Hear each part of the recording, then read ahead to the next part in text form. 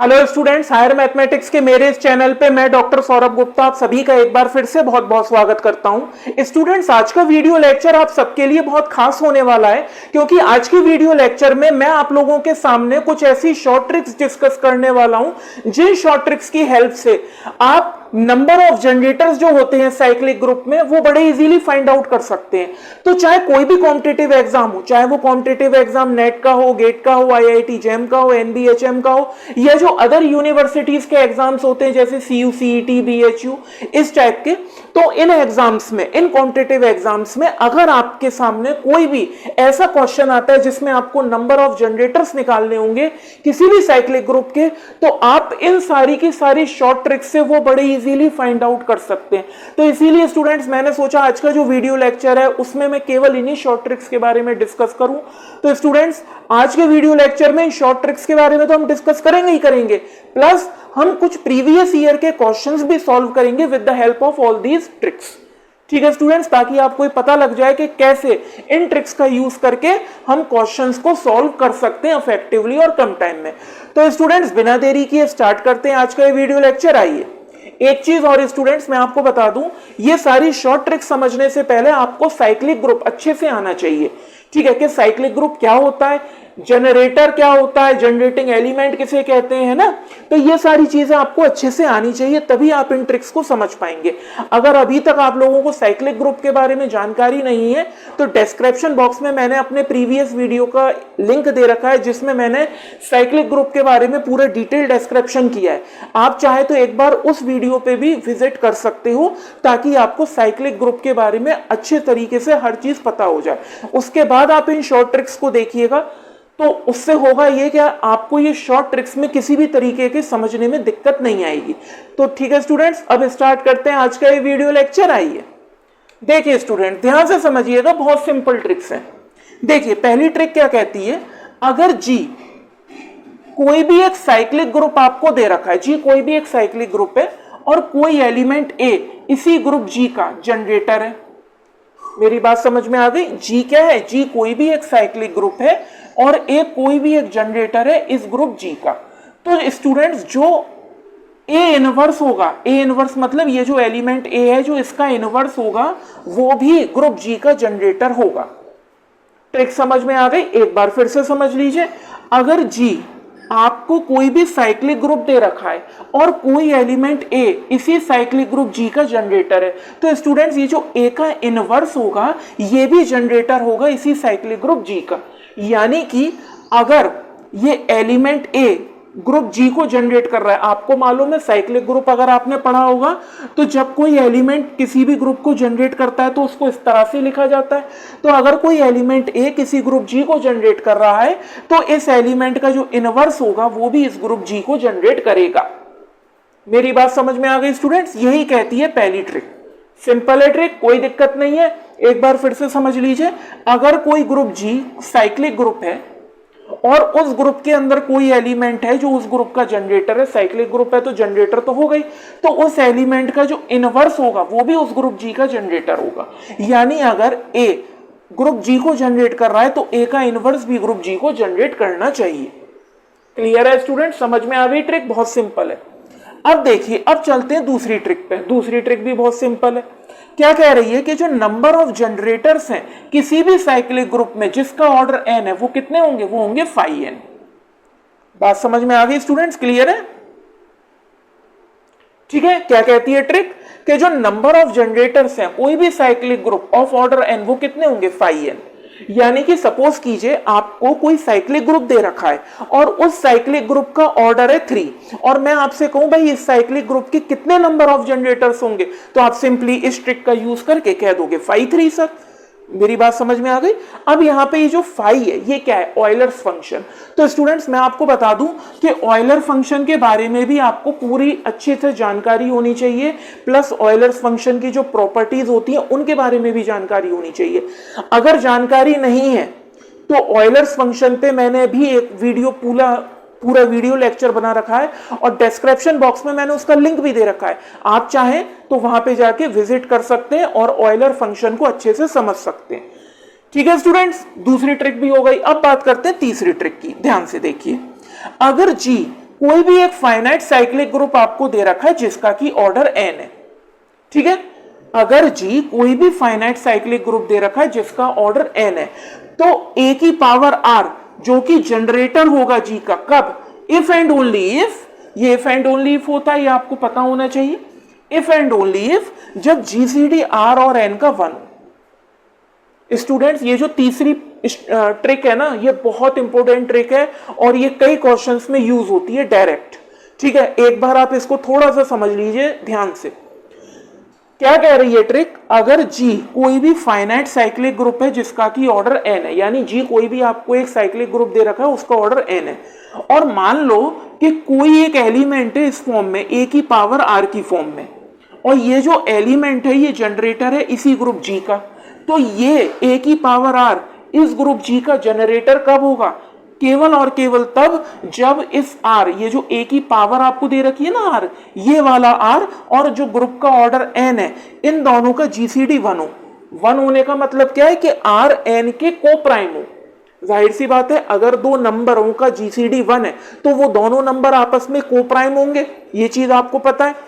तो कह क्या रही है ट्रिक कि अगर कोई ग्रुप है साइक्लिक ग्रुप जिसका ऑर्डर n है, और अगर कोई एलिमेंट a की पावर की फॉर्म में यानी a की पावर r की फॉर्म में है और वो जनरेटर है इस ग्रुप g का, तो वो कब होगा जनरेटर? वो तभी हो सकता है जब ये जो a की पावर r है और जो ग्रुप का ऑर्डर n है ये आपस में को प्राइम हो, यानी इनका जीसीडी 1 हो। बात समझ में आ गई? ट्रिक क्लियर है? अब देखो, अब चलते हैं आखिरी ट्रिक पे, ये भी मोस्ट इंपोर्टेंट ट्रिक है। स्टूडेंट ट्रिक क्या कहती है? ये डायरेक्ट यूज होती है, ठीक है। तो अगर आपको इस ट्रिक से रिलेटेड कोई भी क्वेश्चन आता है तो ये डायरेक्ट यूज हो जाती है, तो बस आपको ट्रिक समझनी है कि एवरी इनफाइनाइट साइक्लिक ग्रुप, कोई भी इनफाइनाइट साइक्लिक ग्रुप है उसका एग्जैक्टली, उस इनफाइनाइट साइक्लिक ग्रुप में एग्जैक्टली 2 जनरेटर्स इन्वॉल्व होंगे। ट्रिक समझ में आ गई? ट्रिक क्या कह रही है कि कोई भी इनफाइनाइट साइक्लिक ग्रुप है उसके अंदर एग्जैक्टली 2 जनरेटर्स इन्वॉल्व होंगे, यानी कि every infinite cyclic group has exactly 2 and only 2 generators, ठीक है। एक जनरेटर होगा, अगर कोई इनफाइनाइट साइक्लिक ग्रुप दे रखा है एक जनरेटर होगा, और दूसरा जो उसका इनवर्स होगा वो भी जनरेटर होगा। हमने पहली ट्रिक में डिस्कस किया था कि अगर कोई ग्रुप है और उसमें कोई आपको एलिमेंट दे रखा है जो उस ग्रुप का जनरेटर है, तो उस एलिमेंट का इनवर्स भी उस ग्रुप का जनरेटर होगा, ठीक है। वही चीज यहां पे एप्लीकेबल हो रही है कि अगर आपको कोई इनफाइनाइट साइक्लिक ग्रुप दे रखा है तो जाहिर सी बात है, देखो साइक्लिक ग्रुप है तो चाहे वो फाइनाइट हो या इनफाइनाइट हो, जनरेटर तो उसके अंदर आएगा ही आएगा, और अगर उसके अंदर जनरेटर आ रहा है तो जो उसका इनवर्स होगा वो भी एक जनरेटर होगा। मेरी बात समझ में आ गई? तो यहां पे जो इनफाइनाइट साइक्लिक ग्रुप है तो उसके अंदर जनरेटर तो होगा ही, साइक्लिक है तो जनरेटर होगा, और दूसरा जो जनरेटर होगा वो उसी जनरेटर का इनवर्स होगा। तो यहां पे ट्रिक यही कह रही है कि हर इनफाइनाइट साइक्लिक ग्रुप में केवल और केवल 2 जनरेटर्स होंगे, ठीक है। क्लियर है स्टूडेंट्स? यानी हर इनफाइनाइट साइक्लिक ग्रुप में केवल और केवल 2 जनरेटर्स होंगे, एक तो जनरेटर होगा और दूसरा उसका इनवर्स होगा। बात समझ में आ गई? क्लियर है स्टूडेंट्स? ठीक है। जैसे फॉर एग्जांपल, अब इसको मैं एक एग्जांपल से भी समझा देता हूं।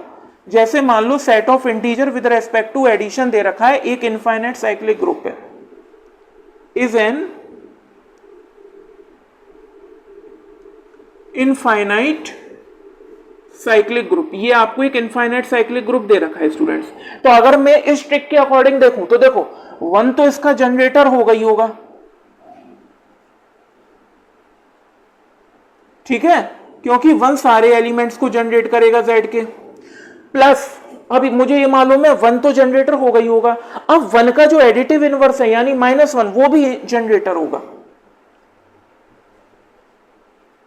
वो भी जनरेटर होगा, और z प्लस में केवल 2 ही जनरेटर होंगे, एक 1 और एक -1, ठीक है। तो हमें तो इस ट्रिक को डायरेक्टली समझना है क्योंकि इसको हमें क्वेश्चन में डायरेक्टली अप्लाई करना है कि हर इनफाइनाइट साइक्लिक ग्रुप में एग्जैक्टली 2 जनरेटर्स होते हैं, ठीक है। स्टूडेंट्स क्लियर हो गया? बात समझ में आ गई?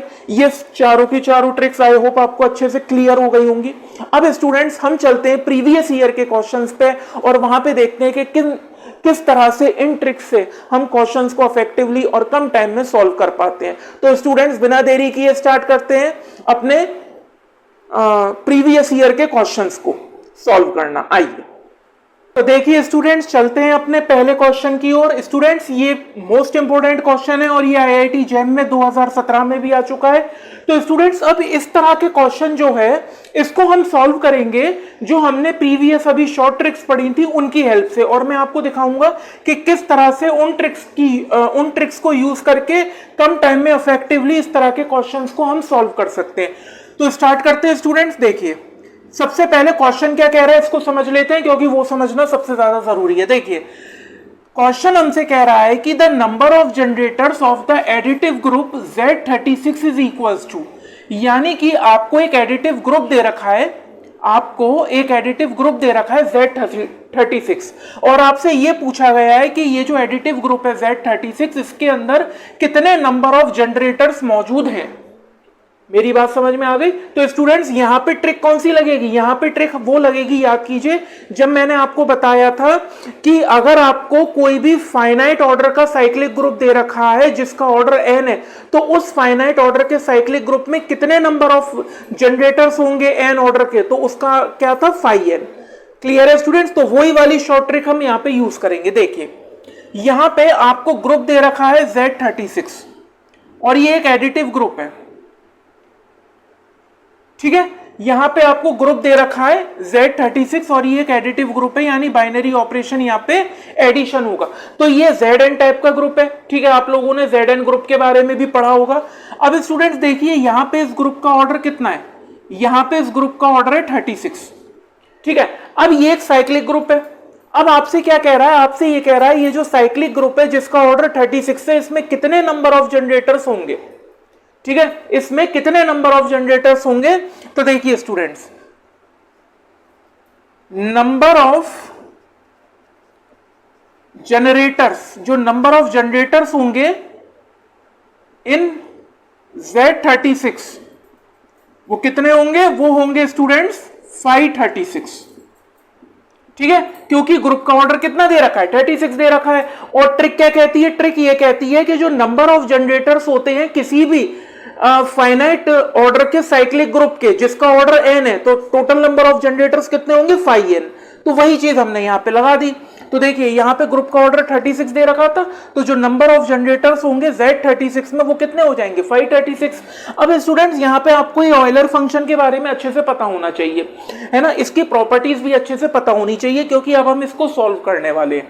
देखिए स्टूडेंट्स, ये जो 536 है इसको मैं क्या लिख सकता हूं, इसको मैं लिख सकता हूं 2 स्क्वायर इंटू 3 स्क्वायर, क्योंकि 4 इंटू 9 भी 36 होता है। अब देखिए स्टूडेंट्स, ऑयलर फंक्शन की एक प्रॉपर्टी होती है कि phi m इंटू n ये बराबर होता है phi m into phi n के। हम इसको ब्रेक कर सकते हैं केवल और केवल कब, इफ एंड ओनली इफ जब GCD m और n का क्या हो, 1 हो, यानी m और n आपस में को प्राइम हो, ठीक है। तो यहां पे phi m इंटू n को हम phi m into phi n लिख सकते हैं, यानी ब्रेक कर सकते हैं केवल और केवल कब, जब m और n आपस में को प्राइम हो, यानी उनका GCD 1 हो। अब यहां पे एक चीज ध्यान से देखिए, यहां पे 4 और 9 आपस में को प्राइम है, दोनों का GCD 1 है, तो ये प्रॉपर्टी मैं यहां लगा सकता हूं। तो मैं इसको ब्रेक कर सकता हूं, तो मैं लिख सकता हूं इसको phi 2 square into phi 3 square, ये मैं इसको लिख सकता हूं, ठीक है। अब देखिए स्टूडेंट, यहां पे भी एक ऑयलर फंक्शन की प्रॉपर्टी लगेगी phi p की पावर r। स्टूडेंट्स p यहां पे क्या है, p यहां पे प्राइम है, ठीक है स्टूडेंट्स, बात समझ में आ गई, p यहां पे प्राइम है। तो देखिए इसको मैं लिख सकता हूं p की पावर r माइनस p की पावर r माइनस 1, ये वाली प्रॉपर्टी मैं यहां लगा दूंगा। तो देखो यहां पे 2 की पावर 2 क्या है, यहां पे प्राइम है, ठीक है, 2 यहां पे क्या है, प्राइम है। तो देखो इसको मैं लिख सकता हूं 2 की पावर 2 माइनस 2 की पावर 2 माइनस 1, ये मैं लिख सकता हूं इनटू 3 की पावर 2, 3 भी क्या है यहां पे, प्राइम है, तो इसको भी मैं लिख सकता हूं 3 की पावर 2 माइनस 3 की पावर 2 माइनस 1 लिख सकता हूं। तो ये हो जाएगा स्टूडेंट्स आपका 2 की पावर 2 यानी 4 माइनस 2 2 इंटू 3 की पावर 2 9 माइनस 3 कितना हो गया, 6। तो स्टूडेंट जो टोटल नंबर ऑफ जनरेटर्स होंगे Z36 में वो कितने हो जाएंगे, वो होंगे 12। तो इसका करेक्ट आंसर होगा बी। मेरी बात समझ में आ गई स्टूडेंट्स, इसका जो करेक्ट आंसर होगा वो क्या होगा, वो होगा बी, ठीक है। देखिए किस तरह से इफेक्टिवली हमने ट्रिक यूज करी है। ठीक है, ट्रिक मैंने क्या लगाई कि हमसे पूछा गया था जो नंबर ऑफ जनरेटर्स हैं एडिटिव ग्रुप Z36 में वो कितने होंगे, और हमें मालूम है कि अगर आपको कोई भी फाइनाइट ऑर्डर का साइक्लिक ग्रुप दे रखा है जिसका ऑर्डर n है, तो उसके अंदर जो टोटल नंबर ऑफ जनरेटर्स होते हैं वो 5n होते हैं, ये आप लोगों को मालूम है। तो यहाँ पे मैंने वही किया, ग्रुप का ऑर्डर मैंने देखा कि भाई ग्रुप का ऑर्डर 36 है, तो जो टोटल नंबर ऑफ जनरेटर्स होंगे Z36 में वो 536 हो जाएंगे क्योंकि ग्रुप का ऑर्डर 36 है। उसके बाद 536 को मैंने सॉल्व कर लिया। ठीक है, ऑयलर फंक्शन की प्रॉपर्टीज लगा के मैंने सॉल्व कर लिया, तो मुझे मिल गया 12, यानी टोटल नंबर ऑफ जनरेटर्स जो होंगे Z36 में वो कितने होंगे, वो होंगे 12। मेरी बात समझ में आ गई? आई होप स्टूडेंट्स आपको पहला वाला क्वेश्चन समझ में आ चुका होगा कि किस तरह से इफेक्टिवली हमने इन शॉर्ट ट्रिक्स को इस पे अप्लाई करके कम टाइम में आंसर फाइंड आउट कर लिया। ठीक है स्टूडेंट्स, तो आइए अब चलते हैं अपने अगले क्वेश्चन पे। आइए तो देखिए स्टूडेंट्स, अब चलते हैं अपने सेकंड प्रीवियस ईयर के क्वेश्चन की तरफ। ये भी मोस्ट इंपोर्टेंट क्वेश्चन है और अच्छा क्वेश्चन है। ये आया है आपका गेट 2015 में। ठीक है स्टूडेंट्स, अब इसको सॉल्व करते हैं और देखते हैं कि किस तरह से उन शॉर्ट ट्रिक्स का यूज करके इस क्वेश्चन को इफेक्टिवली कम टाइम में सॉल्व किया जा सकता है। आइए देखिए स्टूडेंट्स, सबसे पहले हम तो क्वेश्चन क्या कह रहा है ये समझ लेते हैं। ठीक है, क्योंकि ये नहीं समझेंगे तो सॉल्व कैसे करेंगे। देखिए स्टूडेंट्स, क्वेश्चन कह रहा है कि the number of generators of a cyclic group. देखो ये आपको एक साइक्लिक ग्रुप दे रखा है और ये जो ग्रुप है ये ए द्वारा जनरेट हो रहा है। आप देखो सारे के सारे एलिमेंट्स जो हैं ए की पावर की फॉर्म में एक्सप्रेस हो रहे हैं। तो ये आपको कोई एक साइक्लिक ग्रुप दे रखा है और ये जो साइक्लिक ग्रुप है स्टूडेंट्स, इस साइक्लिक ग्रुप के आपको number of generators find out करने हैं। मेरी बात समझ में आ रही है? ठीक है, अब ध्यान करो, हमने एक शॉर्ट ट्रिक पढ़ी थी, वो शॉर्ट ट्रिक हम यहां पे लगाएंगे। देखो शॉर्ट ट्रिक क्या थी कि अगर मान लो इफ G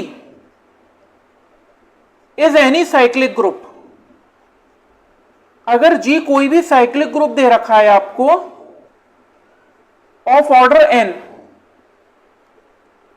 ठीक है, अगर G आपको कोई भी साइक्लिक ग्रुप दे रखा है ऑफ ऑर्डर n, ये मैं वही ट्रिक लिख रहा हूं एक बार ताकि आपको समझ में आ जाए कि हम कौन सी ट्रिक यहां पे यूज करने वाले।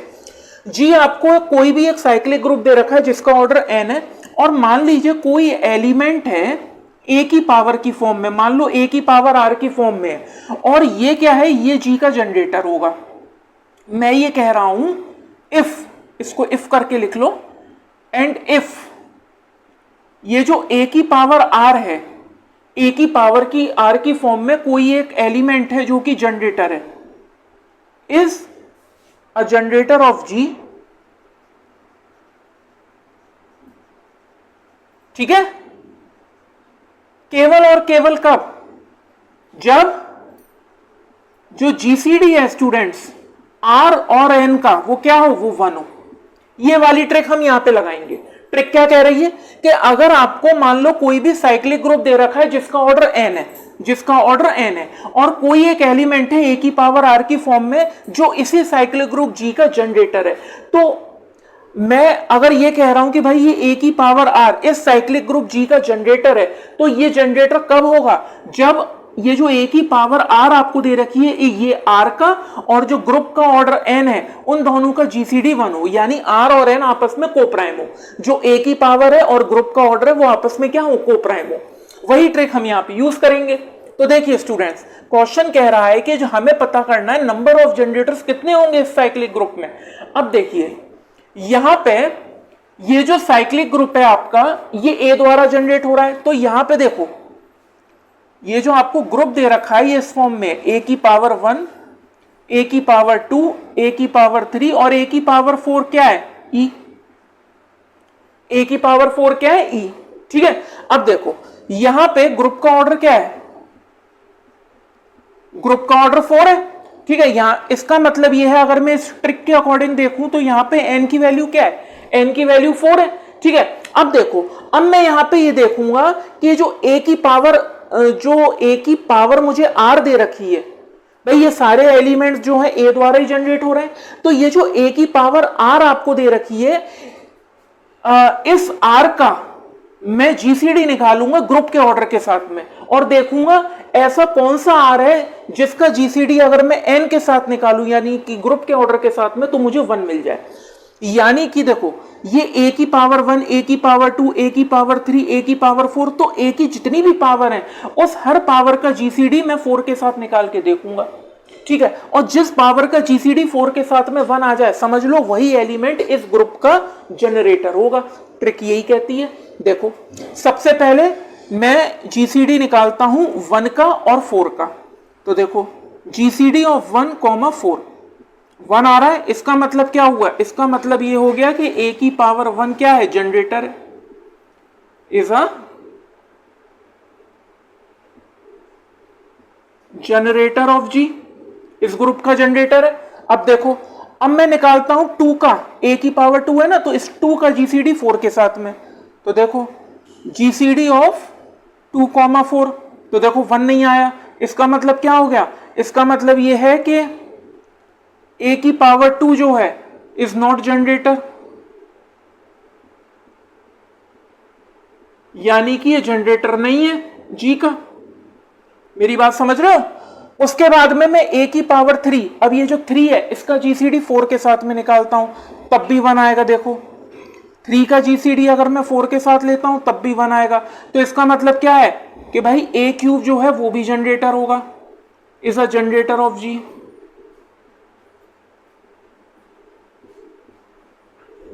ठीक है स्टूडेंट्स। उसके बाद में मैं ए की पावर 4, अब इस 4 का जीसीडी 4 के साथ निकालूंगा, जाहिर सी बात है 1 नहीं आएगा, 4 आएगा। 4 का जीसीडी 4 के साथ में निकालोगे तो 4 आएगा। तो इसका मतलब ये ए की पावर 4 भी जनरेटर नहीं होगा, इज नॉट जनरेटर।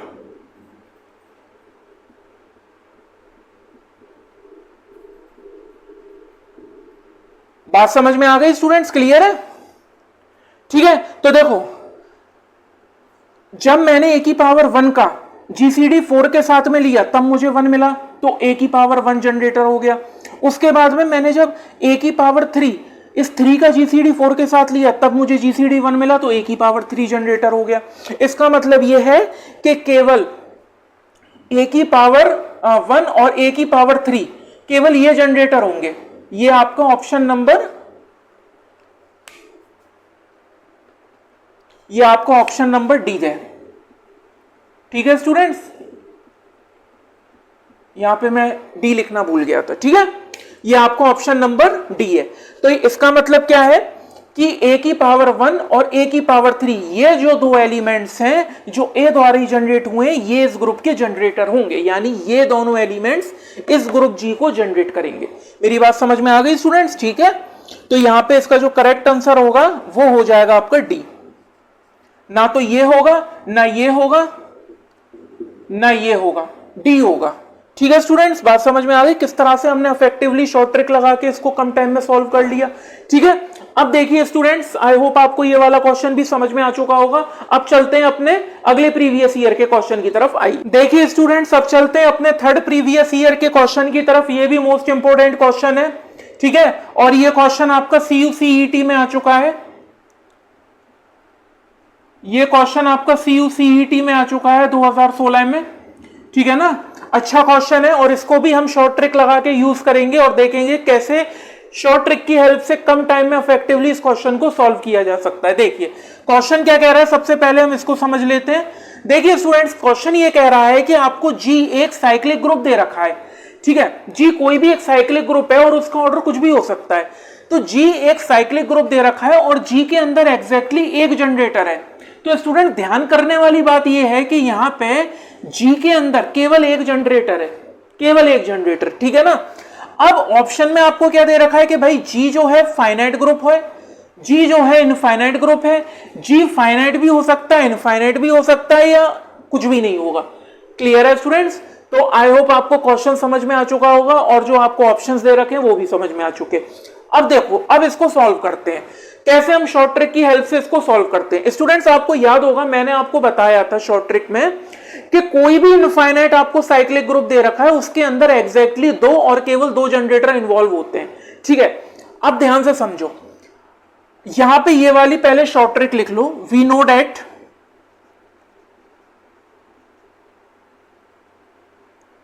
ठीक है, देखो we know that every infinite cyclic group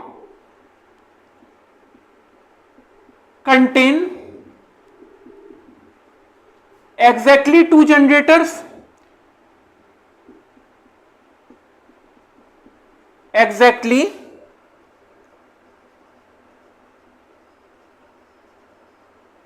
to generators. बात समझ में आ गई स्टूडेंट्स? ठीक है, ये हमें मालूम है वी नो डैट कि हर इनफाइनाइट साइक्लिक ग्रुप में कंटेन करते हैं एग्जैक्टली दो जनरेटर्स। ठीक है, अब यहां पे क्वेश्चन में ये कह रहा है कि भाई जी ये ऐसा साइक्लिक ग्रुप होना चाहिए जिसके अंदर एक ही जनरेटर हो, तो भाई ये इनफाइनाइट तो हो नहीं सकता। मेरी बात समझ रहे हो? ये इनफाइनाइट तो हो नहीं सकता क्योंकि इनफाइनाइट साइक्लिक ग्रुप में एग्जैक्टली दो जनरेटर्स इन्वॉल्व होते हैं। ठीक है, और यहां पे कह रहा है कि एग्जैक्टली एक जनरेटर, तो इसका मतलब ये है कि एग्जैक्टली वन जनरेटर का मतलब ये है कि अगर मान लो कोई एक एलिमेंट ए कि इस ग्रुप जी का जनरेटर है, ठीक है, ए इज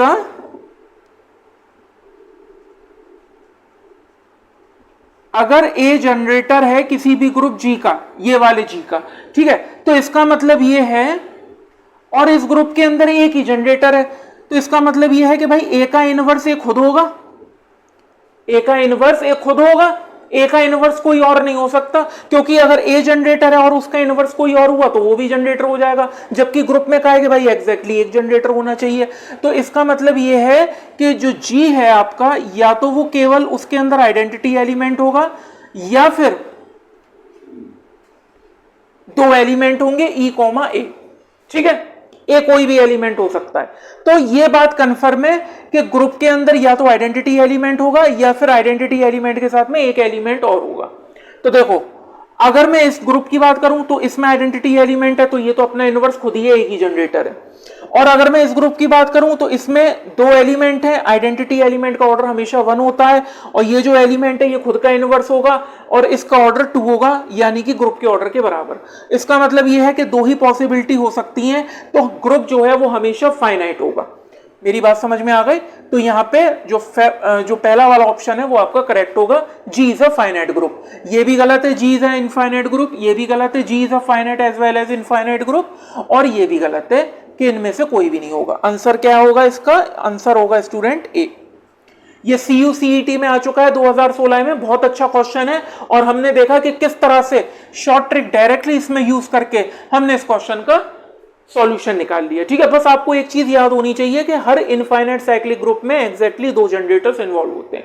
अगर आप डायरेक्टली ये ट्रिक भी अगर आपको याद होगी और आप इसमें लगाते हो तो भी आंसर आ जाएगा। भाई देखो, कोई भी इनफाइनाइट साइक्लिक ग्रुप है उसके अंदर दो जनरेटर्स इन्वॉल्व है, इसका मतलब साफ है कि ग्रुप जो है इनफाइनाइट नहीं हो सकता, क्योंकि ग्रुप के अंदर क्वेश्चन में कह रहा है एक जनरेटर है, तो ना तो बी होगा, ना सी होगा, ना डी होगा, ए होगा।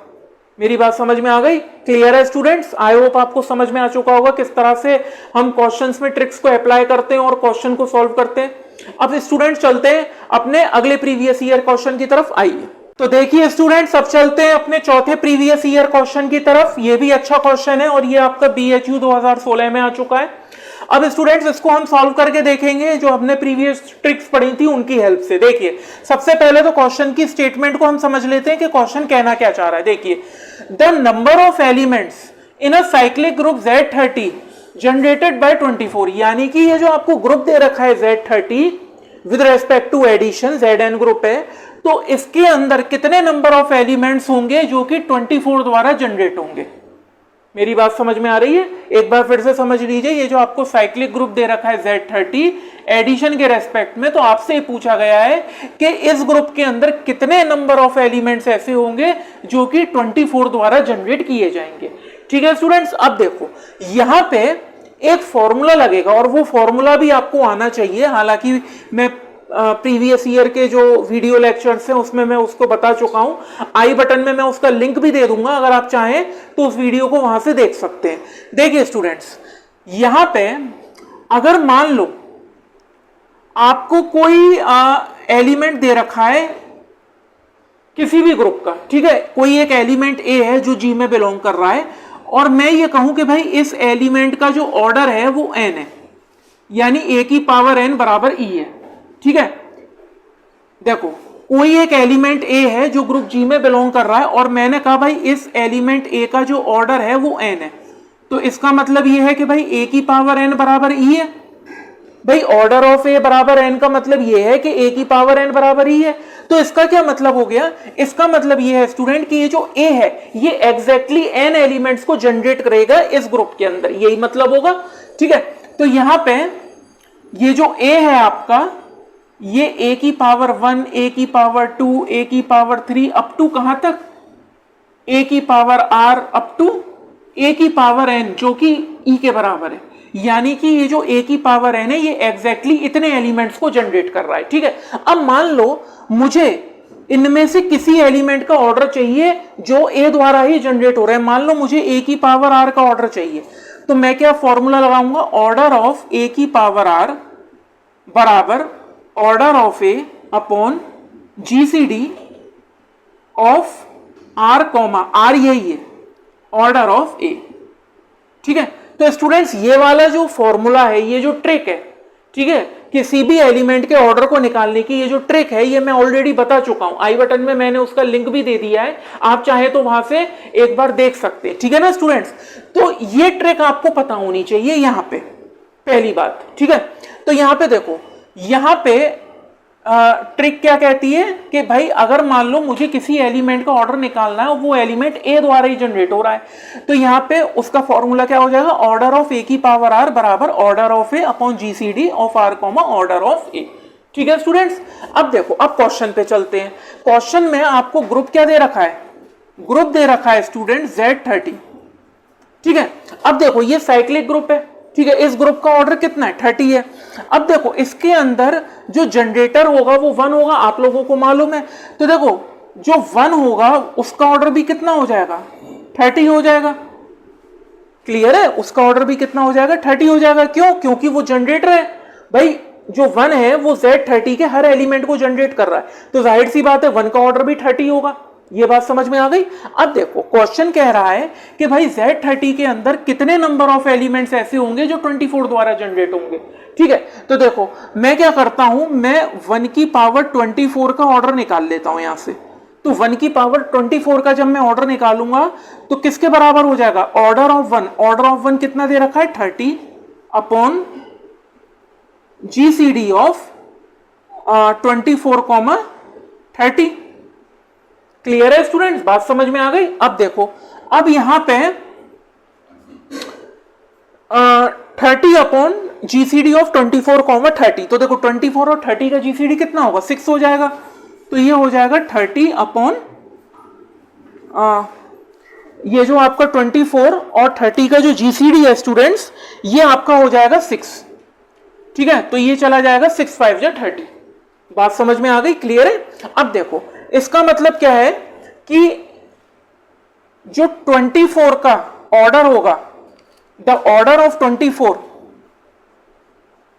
द ऑर्डर ऑफ 24 वो कितना हो जाएगा, वो हो जाएगा स्टूडेंट्स 5। ठीक है, बात समझ में आ गई। देखो हमने क्या करा, हमें एक ग्रुप दे रखा था Z30। ठीक है, और हमसे ये कहा गया था Z30 के अंदर कितने नंबर ऑफ एलिमेंट्स ऐसे होंगे जो 24 द्वारा जनरेट होंगे। तो हमें ये मालूम है कि Z30 के अंदर एक जनरेटर तो होता है 1, तो अगर 1 जनरेटर है तो उसका ऑर्डर भी 30 हो जाएगा।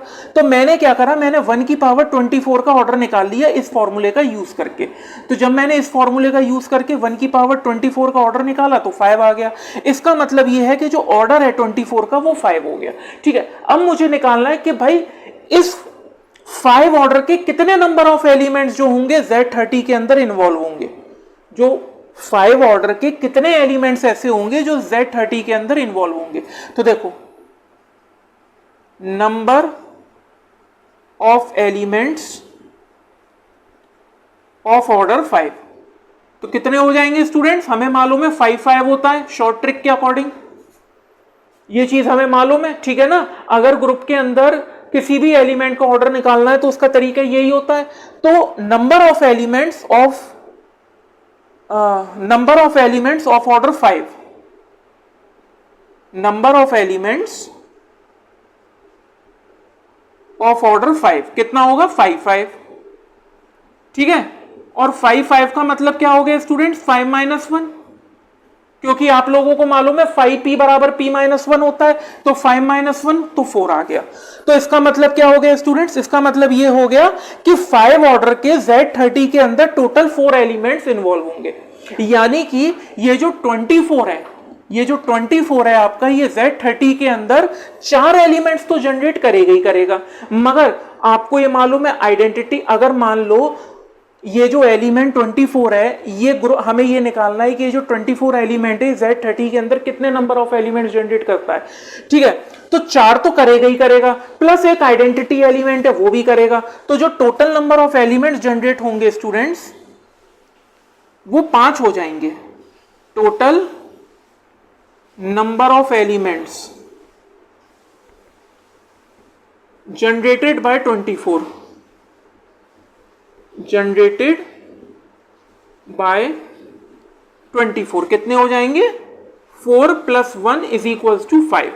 ठीक है, क्योंकि देखो 4 एलिमेंट्स तो 24 जनरेट करेगा ही करेगा, मगर आइडेंटिटी एलिमेंट कहां चला जाएगा, वो भी तो जनरेट होगा। तो देखो 4 + 1 5, तो इसका जो करेक्ट आंसर होगा स्टूडेंट्स वो होगा डी। यानी कि जो इसका करेक्ट आंसर होगा वो होगा डी, ना ए होगा, ना बी होगा, ना सी होगा, डी होगा। बात समझ में आ गई, क्लियर है स्टूडेंट्स। ठीक है, एक बार फिर से समझ लीजिए, हमें Z30 एक साइक्लिक ग्रुप दे रखा था, हमें पता करना है कि 24 एलिमेंट कितने एलिमेंट को जनरेट करेगा Z30 के अंदर। ये जो 24 है ये कितने एलिमेंट्स को जनरेट करेगा Z30 के अंदर।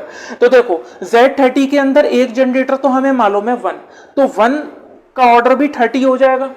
ठीक है, अब देखो, अब मैंने क्या करा, ये फॉर्मूला लगा के 1 की पावर 24 का ऑर्डर निकाल लिया, वो आ गया 5। ठीक है, इसका मतलब ये है कि जो 24 एलिमेंट है इसका ऑर्डर 5 होगा। उसके बाद मैंने निकाल लिया कि भाई total number of elements 5 order के कितने होंगे, 5 होंगे। तो 5 का मतलब 5 - 1 4। ठीक है, अब इसका मतलब ये है कि जो 24 है नंबर, ये 4 एलिमेंट्स को तो जनरेट करेगा ही करेगा, मगर आइडेंटिटी एलिमेंट भी तो है, उसको भी तो जनरेट करेगा। तो टोटल नंबर ऑफ एलिमेंट्स जो होंगे 24 द्वारा जनरेटेड किए हुए वो होंगे 4 + 1 5। तो इसका करेक्ट आंसर हो जाएगा स्टूडेंट्स डी। आई होप आपको समझ में आ चुका होगा किस तरह से प्रीवियस ईयर के क्वेश्चन को सॉल्व किया है। क्वेश्चन बहुत अच्छा था, डायरेक्ट ट्रिक लगाइए, बस एक ये वाला फॉर्मूला आपको यहाँ पे पता होना चाहिए। ठीक है स्टूडेंट्स, तो अब चलते हैं अपने अगले प्रीवियस ईयर क्वेश्चन की तरफ। आइए, तो देखिए स्टूडेंट्स, अब चलते हैं अपने 5th प्रीवियस ईयर के क्वेश्चन की तरफ। ये भी मोस्ट इंपोर्टेंट क्वेश्चन है और ये आपका CUCET में आ चुका है ना, 2014 में, सॉरी 2015 में, ये आपका CUCET में आ चुका है। ठीक है ना, और ये भी मोस्ट इंपोर्टेंट क्वेश्चन है। तो क्वेश्चन क्या कह रहा है कि a cyclic group having only 1 generator, a cyclic group can have only 1 generator can have at most. यानी कि क्वेश्चन ये कह रहा है कि एक साइक्लिक ग्रुप आपको दे रखा है जिसके अंदर केवल एक जनरेटर है, तो अगर उसके अंदर एक जनरेटर है तो उसके अंदर एटमोस्ट कितने एलिमेंट्स होने चाहिए। एटमोस्ट का मतलब ज्यादा से ज्यादा, यानी ज्यादा से ज्यादा इतने हो या इससे कम हो, इससे ऊपर नहीं होने चाहिए। एटमोस्ट का मतलब यहां पे ये है। ठीक है स्टूडेंट्स, क्वेश्चन समझ में आ गया। ठीक है, क्वेश्चन क्या कह रहा है, एक साइक्लिक ग्रुप आपको दे रखा है जिसके अंदर केवल एक जनरेटर है, तो कितने एटमोस्ट एलिमेंट्स उस साइक्लिक ग्रुप के अंदर मौजूद होंगे। ठीक है, एटमोस्ट का मतलब ज्यादा से ज्यादा, इतने या इससे कम, इससे ऊपर नहीं। ठीक है स्टूडेंट्स, अब देखो ऑप्शन में 3 एलिमेंट्स हैं, 4 एलिमेंट है, 2 एलिमेंट है या 1 एलिमेंट है। ठीक है, अब इसको सॉल्व करते हैं। देखो स्टूडेंट्स, यहां पे मान लो G कोई भी एक साइक्लिक ग्रुप है, let G be any cyclic group. ठीक है, कोई भी एक साइक्लिक ग्रुप है एंड जो A है वो कोई भी एक जनरेटर है इसी G का। A इज एनी जनरेटर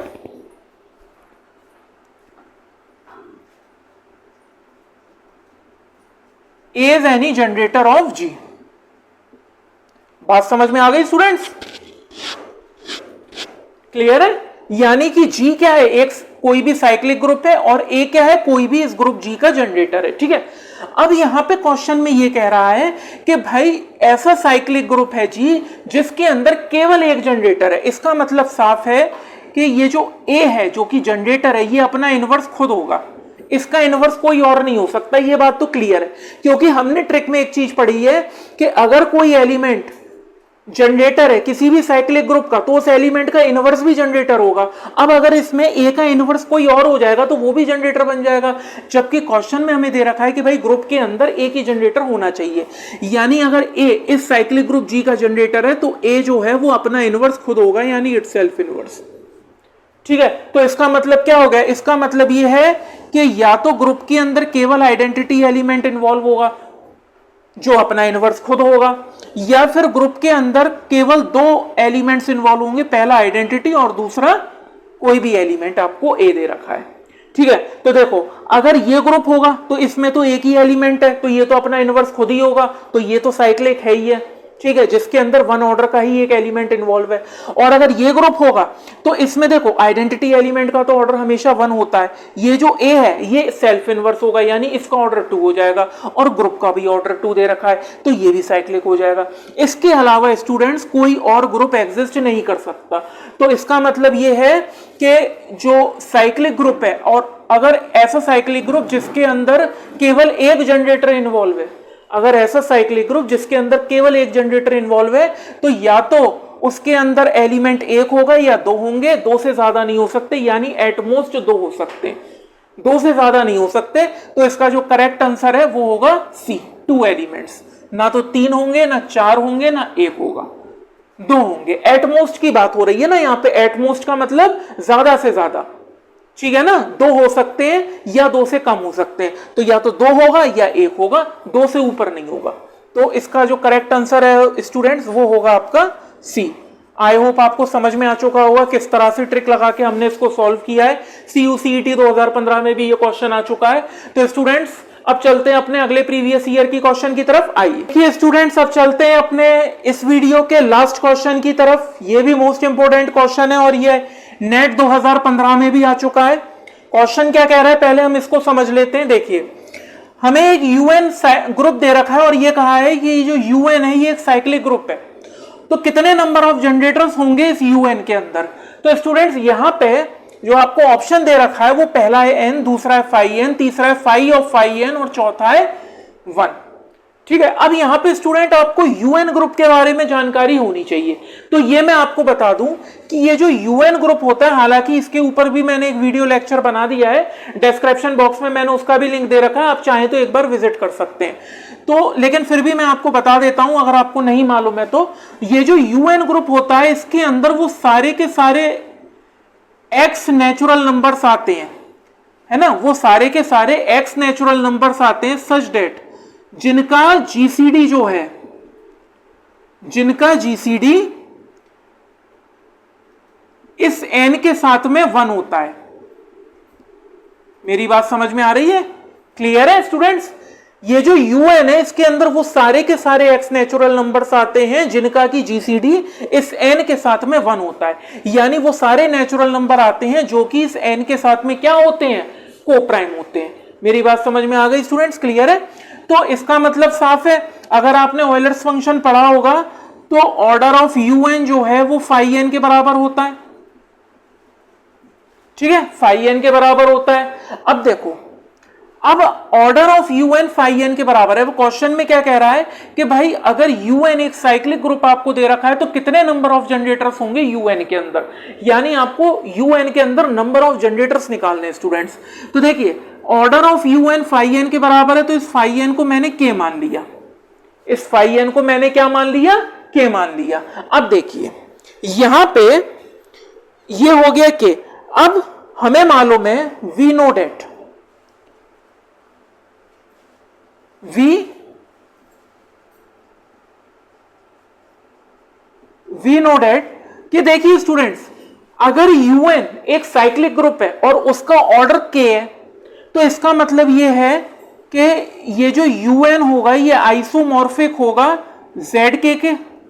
अब देखो, हालांकि अभी मैंने आइसोमॉर्फिक का कॉन्सेप्ट नहीं पढ़ाया है, लेकिन चूंकि अब हम क्वेश्चन सॉल्व कर रहे हैं और वहां पे आइसोमॉर्फिक का कॉन्सेप्ट आ रहा है तो इसीलिए मैं आपको बता दे रहा हूं कि थोड़ा सा मैं मोटा मोटा तरीके से बता दे रहा हूं, बाकी डिटेल्ड वीडियो लेक्चर तो इस पे मैं बनाऊंगा ही।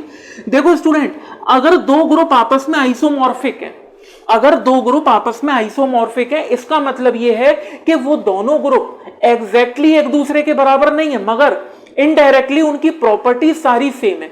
यानी जो प्रॉपर्टीज यूएन की हैं वही प्रॉपर्टीज जेड के की होंगी। आप देख सकते हो जो यूएन साइक्लिक है जेड के भी साइक्लिक है ना। यूएन का जो ऑर्डर है जेड के का भी वही ऑर्डर है, ठीक है ना स्टूडेंट्स, बात समझ में आ गई। अब देखो यहां पे यूएन आइसोमॉर्फिक है जेड के, ठीक है। अब देखो अगर यूएन आइसोमॉर्फिक है जेड के, इसका मतलब यह है सारी प्रॉपर्टीज यूएन और जेड के की सेम होंगी।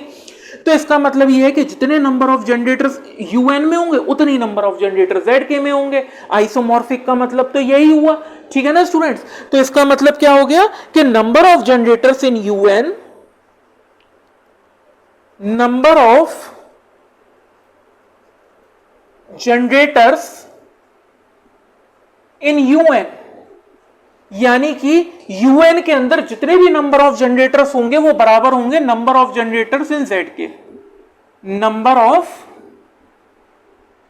जनरेटर्स इन जेड के। बस सिंपल, क्लियर है। अब देखो, अब आपको मालूम है कि भाई जेड के का ऑर्डर क्या है के, ठीक है। अब आपको एक शॉर्ट ट्रिक मालूम है कि भाई अगर आपको कोई फाइनाइट ऑर्डर का साइक्लिक ग्रुप दे रखा है जिसका ऑर्डर n है, तो टोटल नंबर ऑफ जनरेटर्स उस साइक्लिक ग्रुप में कितने होंगे 5n। अब यहां पे z के एक साइक्लिक ग्रुप है जिसका ऑर्डर k है, तो देखो नंबर ऑफ जनरेटर्स की अगर मैं बात करूं तो नंबर ऑफ जनरेटर्स z के में कितने हो जाएंगे, अगर मैं उस शॉर्ट ट्रिक को लगाऊं 5k हो जाएंगे 5k। और यहां पे k किसके बराबर है, k है 5n के बराबर। तो मैं लिख सकता हूं फाई ऑफ n, ये मैं लिख सकता हूं। तो देखो जो नंबर ऑफ जनरेटर्स है इन यूएन वो किसके बराबर होगा, फाई ऑफ n। इसका मतलब करेक्ट आंसर इसका आ गया सी। बहुत सिंपल है, केवल एक आइसोमॉर्फिक का कॉन्सेप्ट यहां पे आपको आना चाहिए। हालांकि इसका वीडियो लेक्चर में डिटेल में बनाऊंगा, लेकिन मोटा मोटा मैंने आपको बता दिया कि आइसोमॉर्फिक का बेसिकली मतलब होता यही है कि अगर कोई दो ग्रुप आपस में आइसोमॉर्फिक है, इसका मतलब यह है कि वो दोनों ग्रुप एग्जैक्टली एक दूसरे के बराबर नहीं है मगर उनकी प्रॉपर्टीज सेम है। तो यहां पे यूएन आइसोमॉर्फिक जेड के मुझे मालूम है कि भाई यूएन आइसोमॉर्फिक होगा जेड के, यानी यूएन भी साइक्लिक जेड के भी साइक्लिक। जितने जनरेटर यूएन में उतनी जनरेटर जेड के में, तो number of generator in U n बराबर number of generator in Z के, ठीक है। तो देखो हमें ये मालूम है कि भाई अगर कोई फाइनाइट ऑर्डर का साइक्लिक ग्रुप है जिसका ऑर्डर n है, तो टोटल नंबर ऑफ जनरेटर्स उसमें 5n होंगे। तो देखो zk का ऑर्डर k है तो टोटल नंबर ऑफ जनरेटर इसमें 5k हो गए, और k किसके बराबर है, k 5n के बराबर है, तो k की जगह मैंने 5n लिख दिया। तो number of generators in UN कितने हो गए, 5 ऑफ n। इसका करेक्ट आंसर आ गया सी। क्लियर है स्टूडेंट्स। तो आई होप ये जो प्रीवियस ईयर के क्वेश्चंस हमने सॉल्व किए with the help of short tricks, तो आपको ये अच्छे से समझ में आए होंगे कि किस तरह से इफेक्टिवली इन ट्रिक्स का यूज करके हम क्वेश्चंस को सॉल्व करते हैं। ठीक है स्टूडेंट्स, तो आज के वीडियो लेक्चर में फिलहाल के लिए इतना ही। आई होप आपको आज का वीडियो लेक्चर पसंद आया होगा। अगर पसंद आया तो कमेंट सेक्शन में मुझे जरूर बताएं, और चैनल पे नए हो तो चैनल को सब्सक्राइब जरूर करें, क्योंकि इस तरह के वीडियो लेक्चर्स मैं रोज अपलोड करता हूं। अगर सब्सक्राइब नहीं करेंगे आप तो उसका नोटिफिकेशन आप तक स्टूडेंट्स नहीं पहुंचेगा। तो स्टूडेंट्स आज के लिए फिलहाल इतना ही। अब मिलते हैं अपने अगले वीडियो लेक्चर में एक नए टॉपिक के साथ में। तब तक के लिए गुड बाय।